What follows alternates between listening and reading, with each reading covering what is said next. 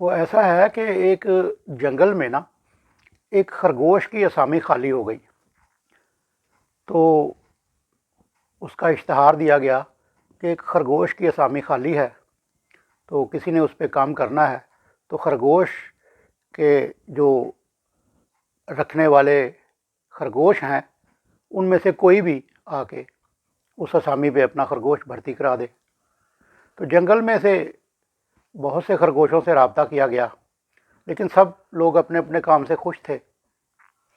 ایک ریچھ فارغ پھر رہا تھا،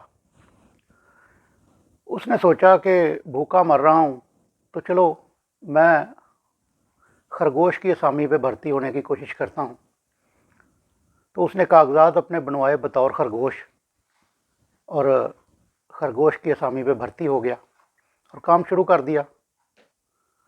وہ اس کا جو مشاہرہ تھا، جو اس کا تنخواہ سمجھ لیں تھی، وہ اتنی کم تھی کہ خرگوش کے مطابق تھی۔ تو ریچھ تو زیادہ کھاتا ہے، لیکن اس نے سوچا بھوکے مرنے سے تو بہتر ہے۔ کچھ دن گزرے تو جنگل میں ایک ریچھ کی اسامی خالی ہو گئی۔ تو اب وہ ریچھ جو تھا وہ تو خرگوش کے ڈومیسائل پہ کام کر رہا تھا۔ تو ایک خرگوش ان دنوں میں فارغ ہو گیا، اس نے سوچا کہ میں ریچھ کی جگہ پہ کام پہ لگ جاتا ہوں۔ اس نے اپنے جلدی جلدی سے کاغذات بنوائے بطور ریچھ، تو وہ ریچھ کی جگہ پہ سلیکٹ ہو گیا، کیونکہ کوئی اور ریچھ آیا نہیں، تو وہ اکلوتا امیدوار تھا، وہ سلیکٹ ہو گیا اور اس نے ریچھ کے طور پر کام کرنا شروع کر دیا۔ تنخواہ بھی زیادہ اور سہولتیں بھی زیادہ۔ جب ریچھ کو پتہ چلا کہ یہ کیا ہو گیا ہے، ریچھ تو میں ہوں، تو اس نے خرگوش سے کہا، اس نے کہا نہیں بھائی، میں ریچھ ہوں، میرے پاس کاغذات ہیں، مجھے جنگل کے قانون نے ثابت کیا ہے کہ میں ریچھ ہوں، تو میں تو نہیں چھوڑوں گا زیادہ تنخواہ والی ملازمت۔ تو ریچھ صاحب جو تھے نا وہ چلے گئے عدالت میں کہ جی یہ تو خرگوش ہے، یہ ریچھ کی اسامی پہ لگا ہوا ہے۔ تو خرگوش نے ایک لومڑی کو اپنا وکیل کر لیا۔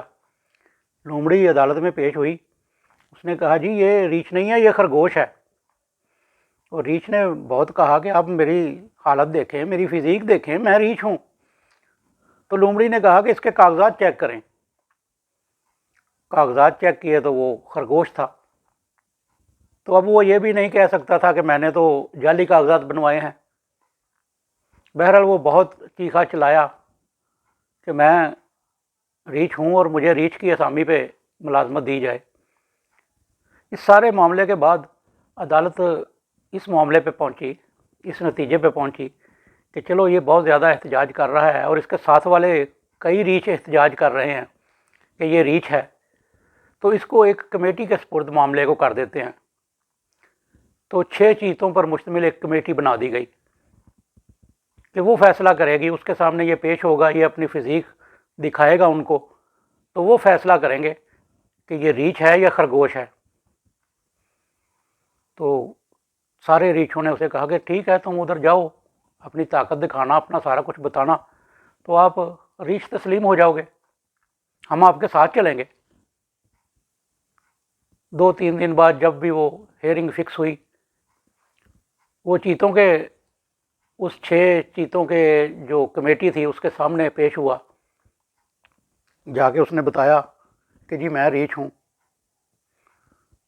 تو چیتوں نے اس کی طرف غور سے دیکھا، تو پھر وہ کچھ نہ کہہ سکا، خوف زدہ سا ہو کے باہر آ گیا۔ باہر جو اس کے ساتھی ریچھ کھڑے تھے، انہوں نے کہا کیا ہوا؟ تو اس نے کہا یار چیتوں کے سامنے کون بولے، تو میں تو اگر کہتا ہوں کہ میں ریچھ ہوں تو میں نے وہ کہیں گے کہ آپ نے کاغذات جعلی بنوائے، مجھے اس کیس میں مار دیں گے، تو میں خرگوش ہی ٹھیک ہوں۔ وہ باہر جو چیتے کھڑے تھے انہوں نے کہا یار تمہیں پتہ نہیں چلا؟ جتنے بھی ریچھ باہر کھڑے تھے انہوں نے کہا کہ تمہیں پتہ نہیں چلا کہ اندر جو چیتے ہیں اور باہر جو چیتے ہیں یہ چیتے نہیں ہیں، یہ تو گدھے ہیں۔ تو اس نے بڑی معصومیت سے کہا یار ہوں گے گدھے، لیکن ان کے پاس اختیارات تو چیتے کے ہیں نا۔